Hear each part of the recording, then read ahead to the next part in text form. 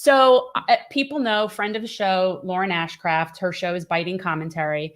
I don't know, when it was like a few weeks ago, I get a message from Lauren just saying, you have to have this guy come on your show.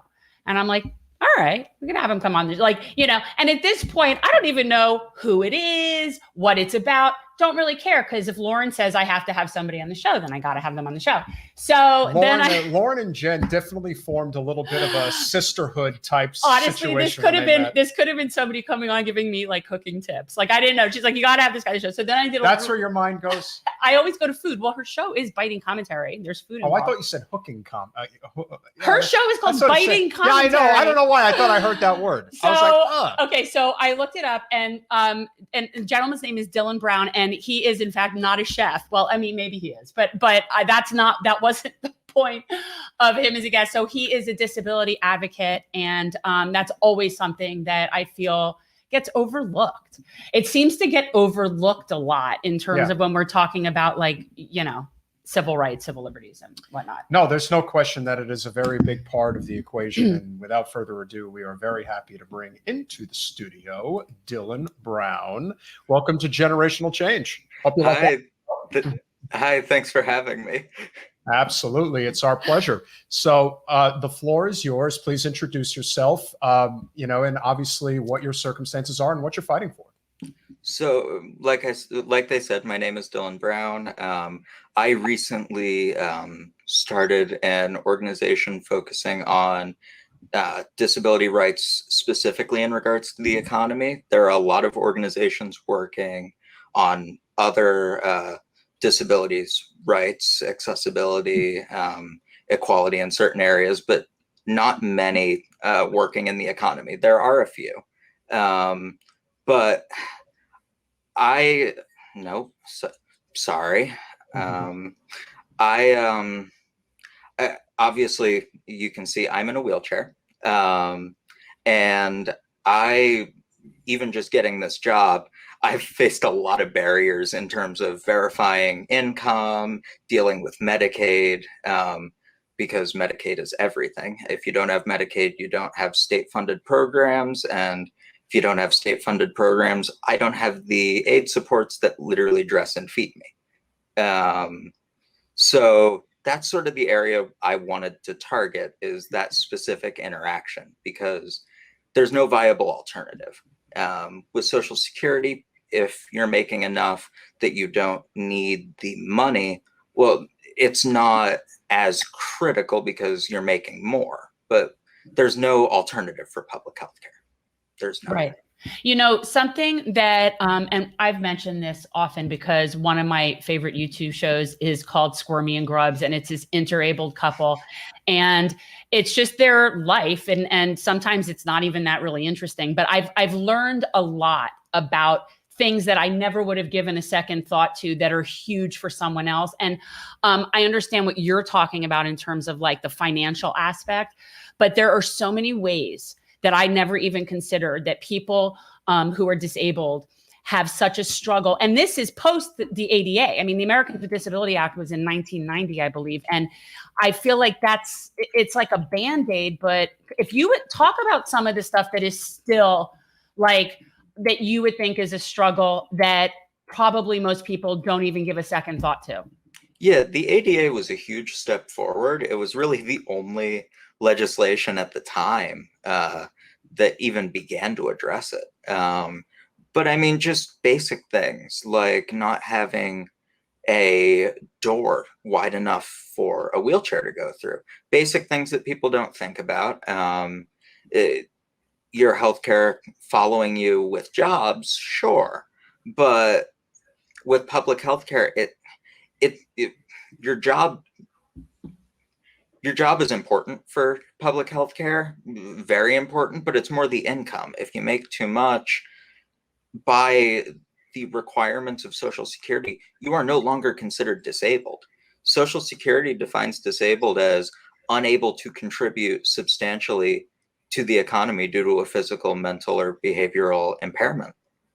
The fact that the government's definition of disability is unable to contribute is a really antiquated view that just, it needs to be updated. It's a discrimination built into the system, and it's just antiquated. Yeah, it's interesting. I actually, when I clerked for a federal judge, what I did were Social Security disability appeals. I covered them. That was something that they would come through. And for the most part, our job was just to make sure that the lower court didn't do anything egregious. Like it wasn't, we weren't really first time hearing it, but some of the people were full of crap and some of the people were legitimate. And but it's a very different concept. Like if you are doing something that requires the use of your legs and you get hurt in a way that you can no longer use your legs, that does affect your ability to work in the way in which you were working. However, if you're not able to use your legs, that doesn't mean that you're not contributing in a million other ways in doing different things, just based on what it was that you were doing in the first place. I mean, that is kind of very, so whatever comes up, if anything, to change that? Well, we've had a couple big things come up to change that. There, in the reconciliation plan that's coming through right now, there's $400 billion for in-home community-based supports, which at my stage would probably, I don't know this for 100% because you never know how the funding is going to split, but would theoretically make the difference between my ability to live on my own or not.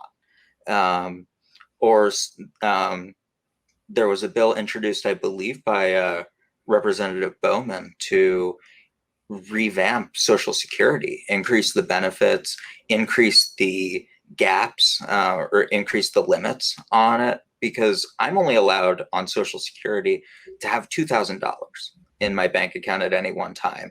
And I'm only allowed to make $1,300 a month, which I live on the East Coast. That is not enough to live on the East Coast in almost anywhere. And I live in New Jersey, which that's one of the more high, that's one of the high cost of living states. 1,300 won't get you anything. No, it won't. Yeah. I think that there's a huge distinction between the type of disability that impairs you from being able to work and just the disability that's just part of, who you are. And I think that there are so many ways in which people contribute in doing all different things, that it is very antiquated way to think about it. And it does allow for certain people to milk the system, which they do that as well. Well, my philosophy is I'd rather one person milk the system or I'd rather 10 people milk the system than one person slip through the cracks. It's better that way. You're always going to have people exploit the law. That's going to happen. You can't account for that. I think we also need to distinguish between healthcare needs, physical needs, things that you need just for, existence, and actually needing to collect a disability check for not ability to work. Those are very different things. If we had the kind of healthcare that we're proponents of, all of your healthcare stuff and the things that are, for your physical ability would just be part of healthcare. That shouldn't be something that requires you to have an extra anything. It should be, these are your needs. This is how we meet your needs. But that is, to me, very different than somebody needing to collect a check because they can't support themselves financially. I think those are very, very different things. And I think it's pathetic that you sort of have an incentive to not work. It's like you get to a point where if you're making more money, you lose your benefits. Yeah, it's been a point of frustration for me because as I work, I feel like I'm almost being told, you're disabled, you're supposed to be poor. That's how it's set up. And in complete fairness, when these laws were set up, that was the reality. Technology wasn't in a place where somebody like me could participate in normal society. It wasn't there. I'm glad I was born when I was. Otherwise, I don't know where I'd be. But those assumptions that were made in the 50s or 60s or 70s have not been updated to reflect the changes in technology and in society. Yeah. Agreed. Dylan, what would you say has been some of the experiences that most people would not understand in terms of the difficulties of being disabled, perhaps the discrimination that you may face and things like that?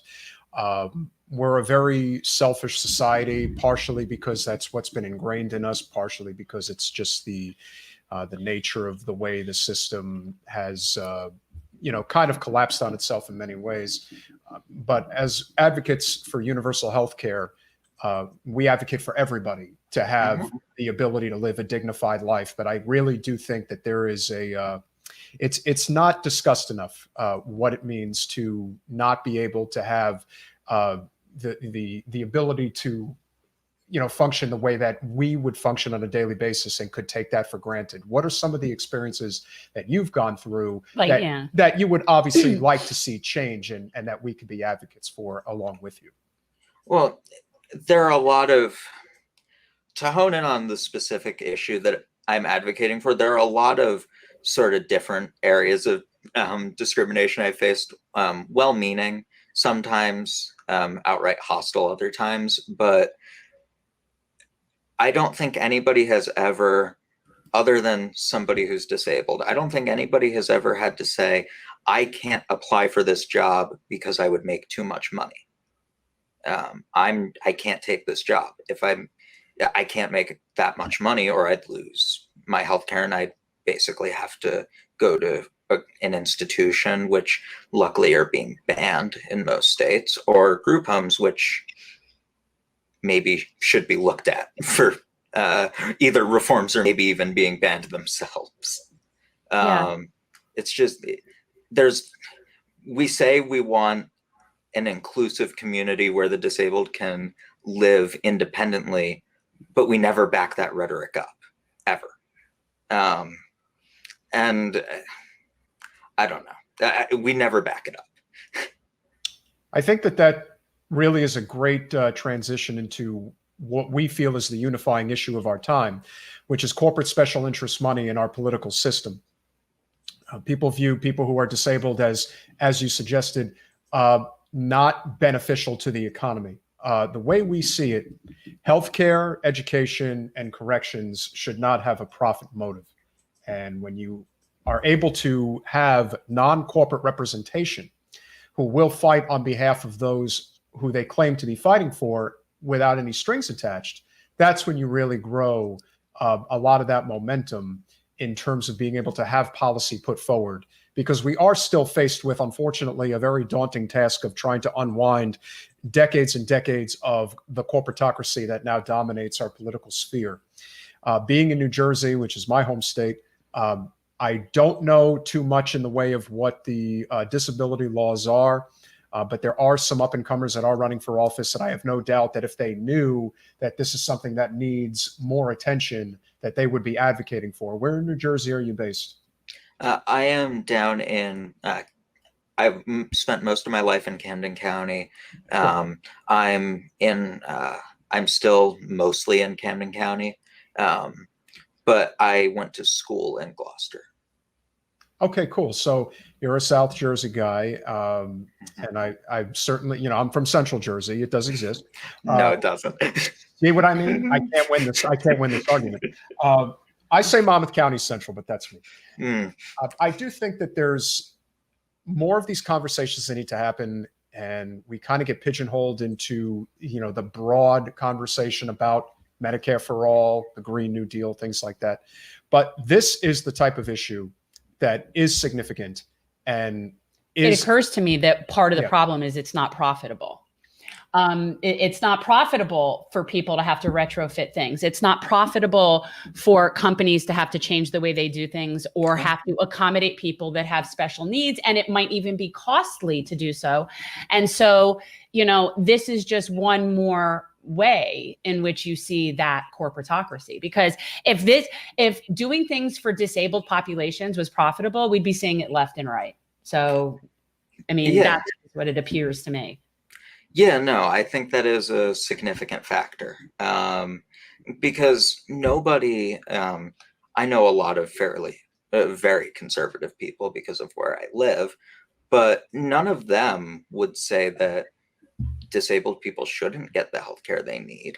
That's not something any of them would think. The only reason we haven't had significant movement on it, yes, corporate money is a major factor, but I really do think the biggest reason is people don't hear it. People don't.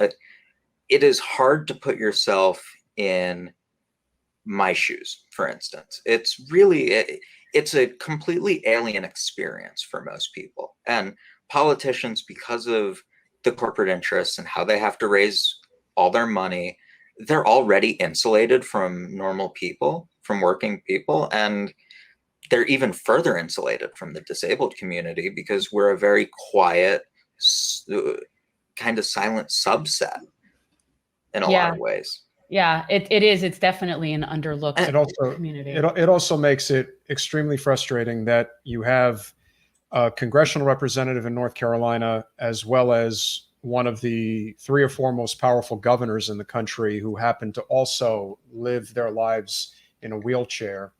And it doesn't seem that they give a damn at all about disability rights, because I never heard them say anything about it. And you would think that if you had that type of leverage and power, that especially because you have to live with it every day. You mean like how all of the Black congressional people are so good on Black issues? Kind of like that? You're talking about or women that are pro-women's issues? No, just because something affects you doesn't mean you care about other people. I'm sorry, it doesn't. That affects all communities. That's true. But I am curious, have you attempted to reach, I know it's, probably not the easiest thing in the world to do, but, Representative Cawthorn in North Carolina, and of course, Governor Abbott, who is center of attention these days for the wrong reasons, and we'll be talking about him.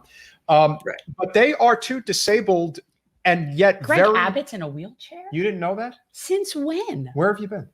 Wow. I lived in Texas. He was our attorney general. I've seen him multiple occasions. I didn't know that. Yeah. That's interesting. And so you would Isn't that think crazy? I lived there. I didn't even know. It's really not, though, because when you think about it, there are a lot of sociopathic people who make it into high office, and they simply do not have any empathy for anyone other than themselves. So it's not that surprising, but it doesn't mean that we shouldn't be pushing the envelope with individuals who are living their lives bound in a way that the disabled can connect with, even though they aren't necessarily fighting for it now, and they may be on the, let's say, the political side that isn't the side that you're necessarily on. It doesn't mean that you shouldn't take the fight to them. And that is something that I would do. Oh, absolutely. No, I think there's appetite, maybe not a ton, and maybe I'm naive, but I do think there are arguments from the right to support the positions that I'm holding. I mean, I probably am a little naive on that, but I think there are inroads that can be made there. And we haven't made that push yet. The organization I started is brand new. It didn't even launch until last week, but we do plan on talking to a lot of politicians about this. I feel like what is the name of the organization? Nead, Nead. You can find the Twitter account, Nead_org on Twitter, and thenead.org. That's NEAD. And we're going to talk to a lot of these representatives, because I think a lot of the issue is they just don't understand, because how could they? They've never, it's completely alien. They've never lived it. Is that correct? Thenead.org? Yes. Yeah, you can go there.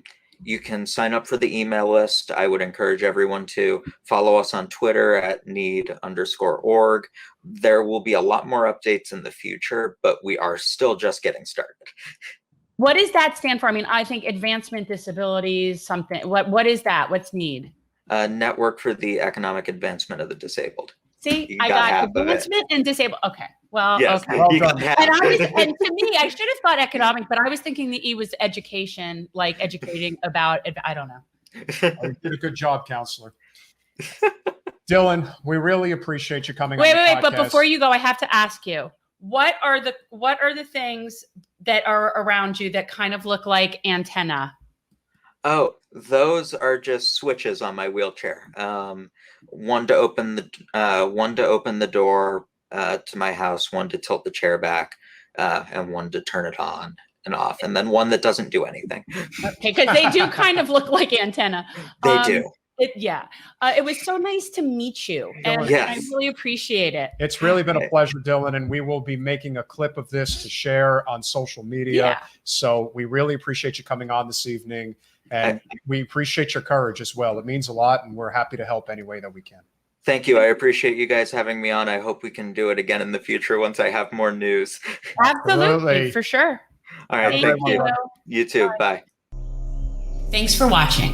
If you want to support our mission to transform politics into service, please like this video, subscribe, follow us on social media, and consider joining our Patreon, where you'll get early access to our interviews as well as other exclusive content. Links are in the description. Peace out.